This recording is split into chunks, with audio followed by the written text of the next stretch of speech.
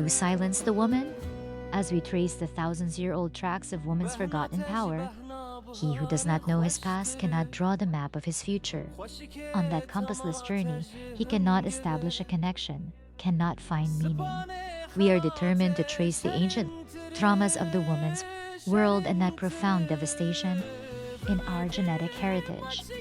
To illuminate today's darkness, we must return to those first tablets of our hereditary memory, to the starting point of human history. Because perhaps the most important question we must ask today is this: why did woman forget her own power? And more importantly, who silenced the woman? In the lands of Sumer, gods initially multiplied and blended like mushrooms. In this divine structure, the owner of the stone, the tree, the wind, and the city, female goddesses and powerful figures like Inanna were at the very top. However, man's ambition for power was not late in disrupting this balance. The balance among the four great gods in the ruling class, called the palace family, An, Enlil, Enki, and Inanna, was disrupted by the cunning games of the male gods. The creative, healing, and wise power possessed by female goddesses was systematically pacifized by man's desire to rule sanctuaries and commerce. Inanna's authority and her influence within rituals were broken over time. The path from goddesses to silent women probably began right here. Woman was removed from the center of the divine and left out of service. This was the first major shackle struck upon woman's genetic heritage. While enriching sanctuaries were turning into commercial houses, society was being governed like a captive delivered to its own executioner. With rituals like liver divination, those ancient people seeking their destiny in the blood of sacrificed animals were disciplined personally by the gods. We were delivered from the horror of sacrificing our children. Yet we still carry upon us that famous art of governance by that cunning male mind, which sidelined the goddesses and made humans dependent upon itself. When did we begin to rule woman through fear?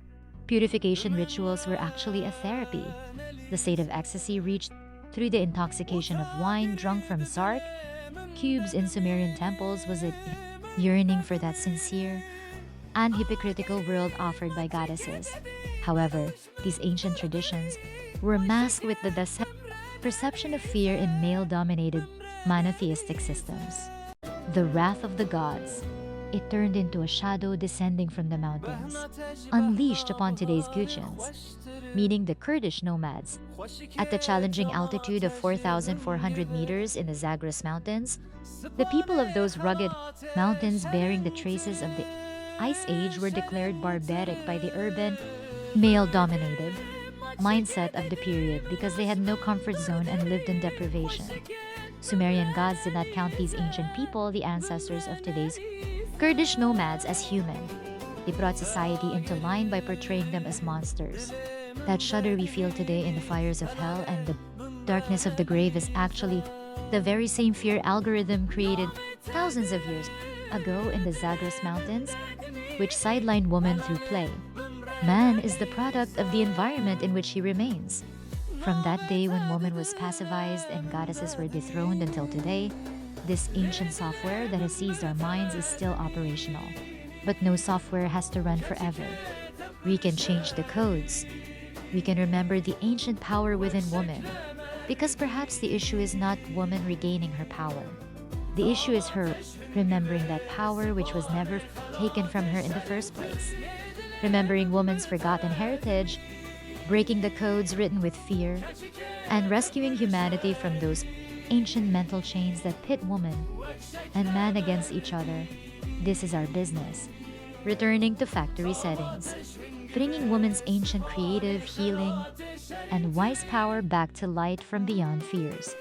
Because when woman remembers her own power, not only does she change, society changes.